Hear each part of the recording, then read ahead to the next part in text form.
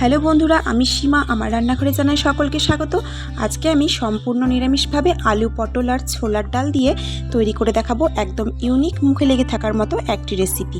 এটা ভাত, রুটি বা পরোটা সব কিছুর সাথে খেতে অসাধারণ লাগে। আর পটলের অন্যান্য রান্নার থেকে এই রান্নাটা একটু আলাদা। তো চলুন দেখে নেওয়া যাক। তো রান্নাটা করে নেওয়ার জন্য প্রথমে আমি এখানে নিয়ে নিয়েছি 200 গ্রাম পটল। পটলগুলোকে অল্প অল্প খোসা শুদ্ধ এরমভাবে কেটে নিয়েছি। আর এখানে নিয়েছি মাঝারি সাইজের 3টে আলু। আলুগুলোকেও এরমভাবে সাইজ করে কেটে নিয়েছি। আর এখানে নিয়ে নিয়েছিলাম হাফ কাপ ছোলার ডাল। পরিষ্কার করে জল দিয়ে ঘন্টাখানেক ভিজিয়ে রাখার পর অল্প সেদ্ধ করে নিয়েছি। প্রথমে আমি কড়াইয়ে দিয়ে দিয়েছি 3-4 চামচ সর্ষের তেল আর সামান্য পরিমাণ লবণ। ভালো করে লবণটাকে তেলের সাথে মিশিয়ে নিয়েছি। তেল ভালো মতন গরম হয়ে গেছে। এবার আমি আলু পটলগুলোকে ভেজে নেব।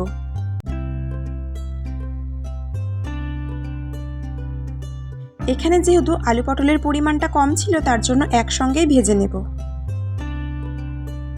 আলু পটলের পরিমাণটা যদি বেশি হয় তাহলে আলাদা আলাদাভাবে ভালো করে ভেজে নিতে হবে। নাড়াচাড়া করে নিয়ে ঢাকা দিয়ে আলু পটলগুলোকে আমি ভেজে নেব।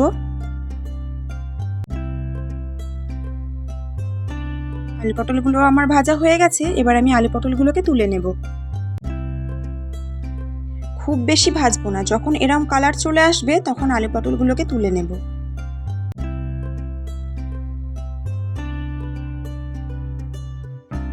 আলু পটলগুলো ভাজা হয়ে যাওয়ার পর যেটুকু তেল থাকবে সেই তেলেই আমি বাকি রান্নাটা করে নেব। তার জন্য এখানে প্রথমে দিয়ে দিয়েছি একটা তেজপাতা, গোটা গরম মশলা, হাফ চামচ গোটা জিরে। ফোড়নটাকে 15-20 সেকেন্ডের জন্য একটু ভেজে নেব। যখনই একটা মিষ্টি গন্ধ আসবে তখন এর মধ্যে আমি দিয়ে দেব হাফ চামচ জিরে গুঁড়ো, হাফ চামচেরও কম ধনে গুঁড়ো, কালারের জন্য হাফ চামচ কাশ্মীরি লঙ্কার গুঁড়ো, হাফ চামচ হলুদ গুঁড়ো, সামান্য একটু জল দিয়ে দেব। তারপর মশলাটাকে ভালো করে নেড়ে নেব।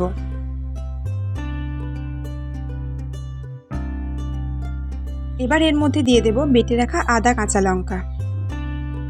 এখানে আমি নিয়েছিলাম 1 ইঞ্চি আদা, 4টে কাঁচা লঙ্কা। মশলাটাকে একটু ভালো করে নেড়ে চেড়ে নেব। তারপর এখানে দিয়ে দেব একটা বড় সাইজের কুচনো টমেটো। টমেটোটাকে ভালো করে মশলার সাথে মিশিয়ে নেব। আর তারপর দিয়ে দেব এখানে সামান্য পরিমাণ চিনি আর পরিমাণ মতন লবণ।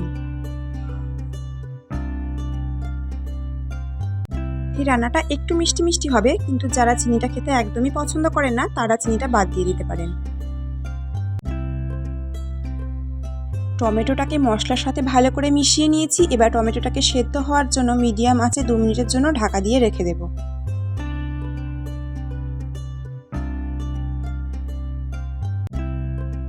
2 মিনিট হয়ে গেছে, ঢাকা খুলে নিয়েছি। টমেটোটা বেশ ভালো মতন সেদ্ধ হয়ে গেছে। একটু ভালো করে নাড়াচাড়া করে নিয়ে এর মধ্যে এবার আমি দিয়ে দেব অল্প পরিমাণ কোরানো নারকেল।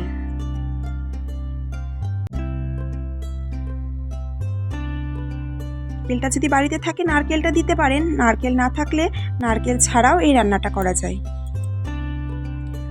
নারকেল কোড়াটাকে ভালো করে মশলার সাথে মিশিয়ে নেব। কিছুক্ষণ নাড়াচাড়া করে নিয়ে এখানে দিয়ে দেব অর্ধেক সেদ্ধ করে রাখা ছোলার ডাল।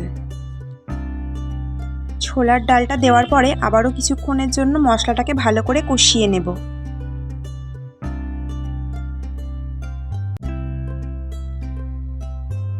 মশলাটা যাতে লেগে না যায় তার জন্য আমি এখানে দিয়ে দেব সামান্য পরিমাণ জল।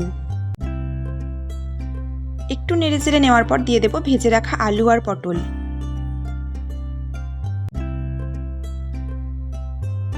আলু পটল দেওয়ার পর আবারও বেশ কিছুক্ষণের জন্য কষিয়ে নেব। যে কোনো রান্না যদি একটু ভালো মতন কষিয়ে রান্না করা যায় তাহলে কিন্তু তার স্বাদ আরও সুন্দর হয়। আমার সবজিগুলোকে কষানো হয়ে গেছে। এবার আমি এর মধ্যে দিয়ে দেব 2 কাপ গরম জল। গরম জল দিয়ে ভালো করে নাড়াচাড়া করে নেওয়ার পর দিয়ে দিয়েছি এখানে হাফ চামচ গুঁড়ো গরম মশলা আর 1 চামচ ঘি।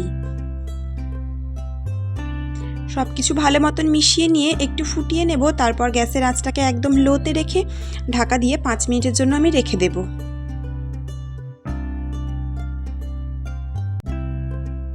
5 মিনিট পর চলে এসেছি। রান্নাটা প্রায় হয়ে এসেছে। আলু পটলও ভালো মতন সেদ্ধ হয়ে গেছে।